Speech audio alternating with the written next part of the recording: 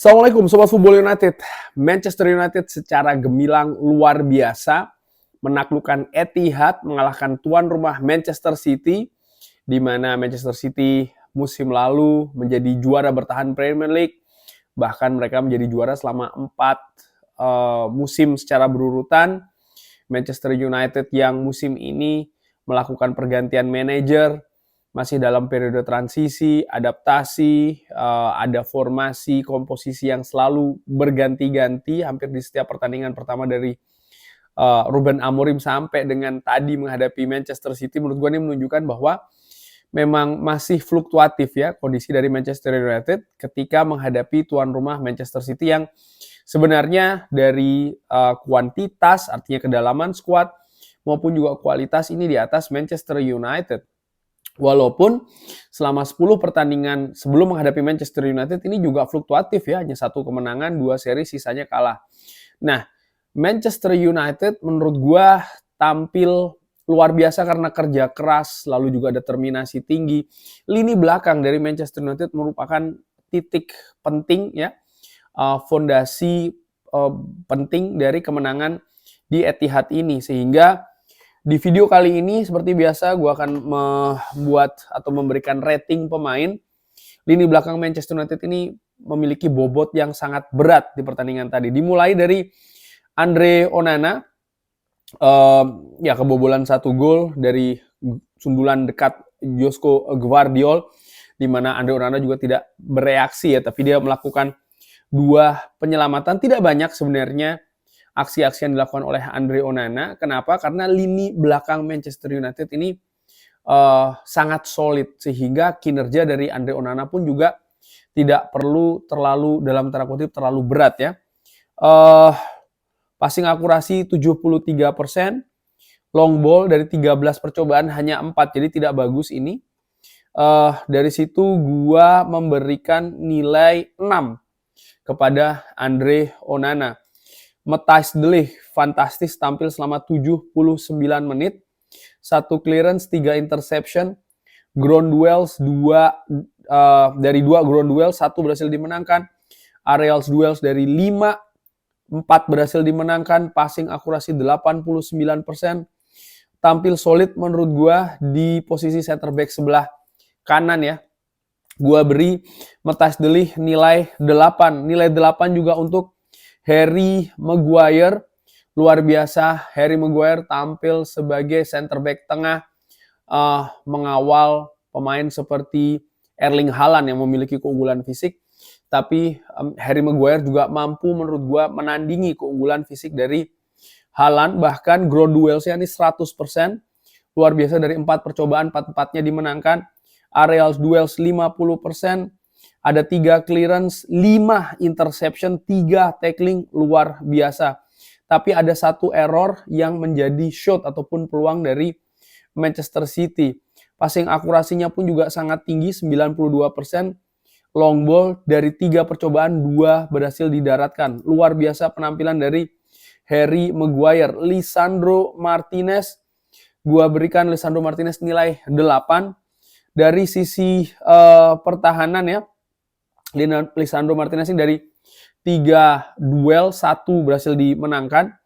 Lalu dia hanya ada 1 interception, tidak ada tackling yang dilakukan oleh Lisandro Martinez. Tapi Lisandro Martinez di ujung pertandingan memberikan assist manis kepada seorang Amad Diallo, menutup pertandingan ya, killing the game. Gol kedua untuk Manchester United. Passing akurasinya cukup tinggi di 98% dengan 2 key passes. Long ball-nya pun juga fantastis, dari 7 percobaan 6 berhasil. Lalu tentu saja ada big chances created ya, 1. Jadi penampilan dari Lisandro Martinez ini baik secara defensif, terlebih juga secara ofensif ini ada kontribusi yang besar sekali di permainan Manchester United. Diogo Dalot, nah ini Diogo Dalot yang mengawal sisi kiri dari Manchester United. Sisi kiri nampaknya bukan menjadi sisi yang diandalkan untuk menyerang, sehingga Diogo Dalot ini mengcover, memiliki daerah cover yang sangat luas dari belakang sampai dengan ke depan. Jadi memang harus kerja keras yang sangat tinggi sekali Diogo Dalot. Gua berikan Diogo Dalot nih nilai 7 ya. Ada 2 crossing tapi tidak menemui sasaran. Long balls dari 5 hanya 2 yang dimenangkan. Tidak ada ground duels yang dimenangkan, tidak ada aerial duels yang dimenangkan. Passing 85%. Jadi memang lebih ke kontribusi dari Diogo Dalot menurut gue ya, lebih ke covering area yang sangat besar. Tapi atribut-atribut pertandingan baik itu berupa serangan ataupun ketika bertahan ini tidak cukup bagus dari sisi kiri. Gua beri dia nilai 7. Mazraoui fantastis mengawal sisi kanan sebagai wingback dari Manchester United. Gua beri dia nilai 8.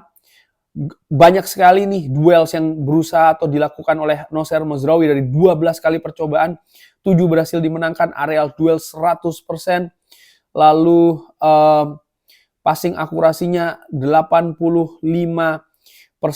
Dan memang sisi kanan dari Manchester United ini sisi yang banyak dijadikan tumpuan untuk penyerang. Dengan adanya Nocer Mazraoui yang kuat menurut gue dari sisi defending, memberikan pemain yang di depannya yaitu adalah Ahmad ini lebih leluasa ya untuk melakukan tusukan-tusukan utamanya di babak kedua. Ada 2 clearance, ada 1 block shot, ada 1 interception, dan total tackling ada 6 yang dilakukan oleh Nocer Mazraoui.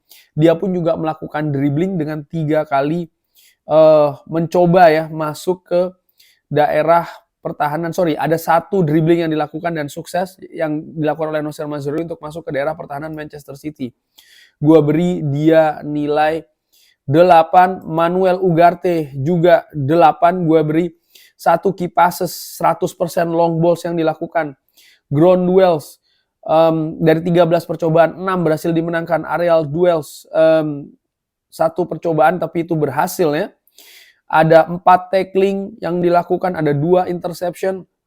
Manuel Ugarte mengawal lini tengah Manchester United, utamanya membantu juga daerah pertahanan. Sangat besar pengaruh dari Manuel Ugarte terutama untuk menjaga stabilitas lini tengah bagian tengah dari Manchester United.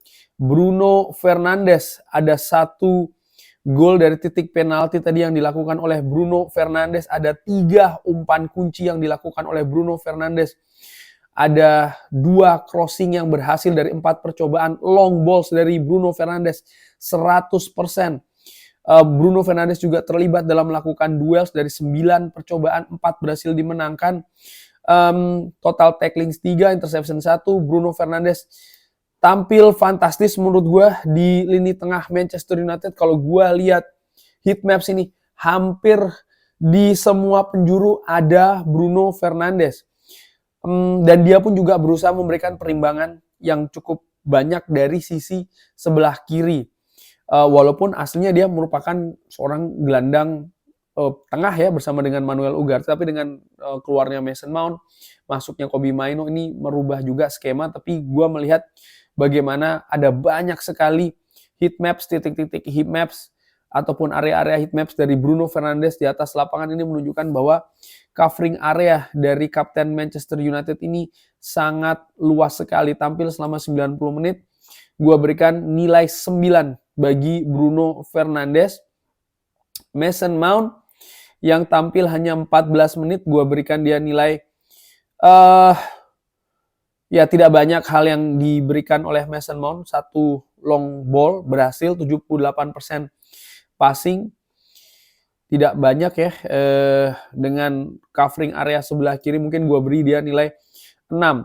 Rasmus Højlund kerja keras selama 78 menit pertandingan, menghasilkan 1 kick passes, 1 big chances created. Dia juga melakukan duels ya, ground duels dari 2 percobaan, 1 berhasil dimenangkan. Itu sama dengan angka dengan aerial duels. Gue beri dia nilai 7, Rasmus Højlund. Lalu Ahmad fantastis, mencetak gol kemenangan. Dia juga bekerja keras sehingga atau mampu membaca permainan dengan luar biasa. Akhirnya Manchester United mendapatkan penalti di menit ke-88. 89 menit dia bermain. Shot on target 2, tusukan-tusukannya juga sangat tajam. Ada banyak dribbling yang berusaha untuk dilakukan oleh Ahmad. Dari 8 percobaan, 5 berhasil sukses. Ada 1 penalti yang dimenangkan, 10 duel, 7 berhasil dimenangkan.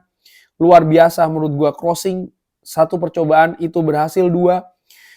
Wow, fantastis menurut gua. Amad Diallo di pertandingan tadi menjadi inspirasi. Tapi bagaimana sih lini kanan yang menjadi daerah operasi dari Amad ini memiliki juga support misalnya dari Mazraoui, dari De Ligt ya, maupun Ugarte serta Bruno Fernandes, sehingga Amad ini benar-benar mendapatkan ya support ataupun juga sokongan yang maksimal untuk bisa menyerang masuk ke daerah pertahanan Manchester City. Dan memang banyak sekali kalau dari heat map secara keseluruhan ini memang serangan Manchester United ini mengandalkan lebih dari sisi sebelah kanan, yaitu adalah sisi dari Amad Diallo. Gua berikan Amad nilai 9,5.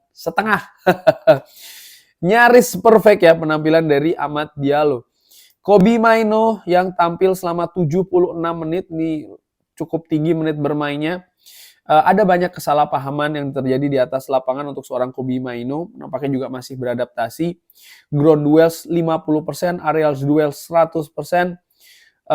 Ada satu key passes yang dilakukan oleh Kobbie Mainoo. Gua berikan dia nilai 7.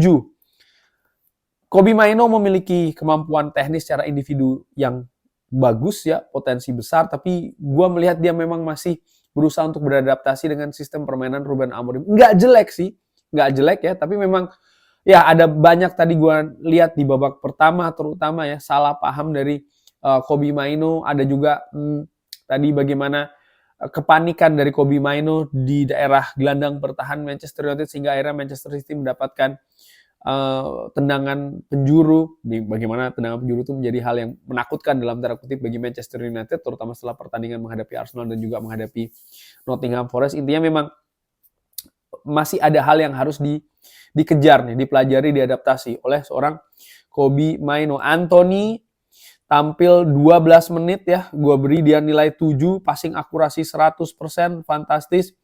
Dia juga membuat ataupun ketika dia masuk menggantikan Mazraoui sebagai wingback kanan, dia bisa melakukannya dengan bagus. Dan seperti pertandingan menghadapi Victoria Plzen, masuknya Anthony juga memberikan pengaruh ya, baik itu dari sisi bertahan, terutama juga dari sisi menyerang, karena tusukan-tusukan keberanian dari Anthony ini terlihat merubah situasi.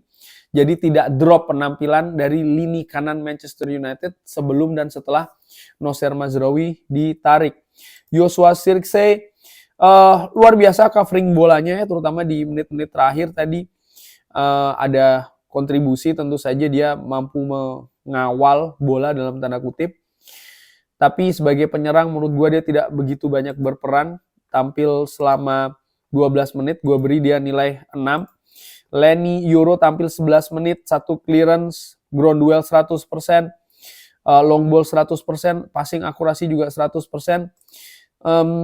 Ya gue beri dia nilai 7, sebenarnya bisa jadi 6 tapi gue beri nilai 7 karena unit lini pertahanan Manchester United ini secara keseluruhan tampil solid, dan seperti gue katakan ya, ini merupakan fondasi besar Manchester United mampu menaklukkan Manchester City di Etihad.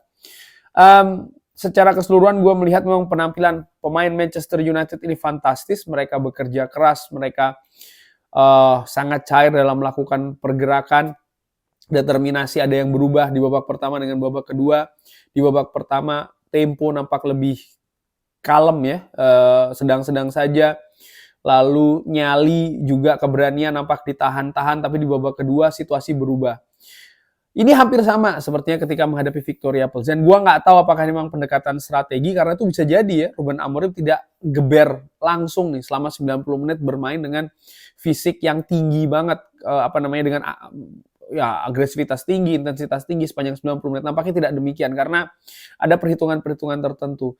Tapi apapun itu, menurut gua strategi dari Ruben Amorim dimulai dari pemilihan formasi, lalu posisi-posisi untuk para pemainnya ini tepat sekali menurut gue. Manchester City walaupun sempat unggul dulu, tapi nyaris kesulitan selama 90 menit. Yes, possession mereka banyak kuasai, tapi mereka sekali lagi kesulitan untuk bisa menembus lini pertahanan Manchester United. Dan kerja keras berbuah hasil, menurut gue ada kesalahan dan itu berhasil dimanfaatkan oleh Manchester United. Bahkan akhirnya Manchester United mampu menghukum ya lepasnya konsentrasi dari pemain Manchester City di penghujung pertandingan. Kemenangan yang fantastis jelas menegaskan bahwa Manchester is still red. Terima kasih sudah menyaksikan. Jangan lupa like, share, dan juga subscribe. Wassalamualaikum warahmatullahi wabarakatuh. Thank you.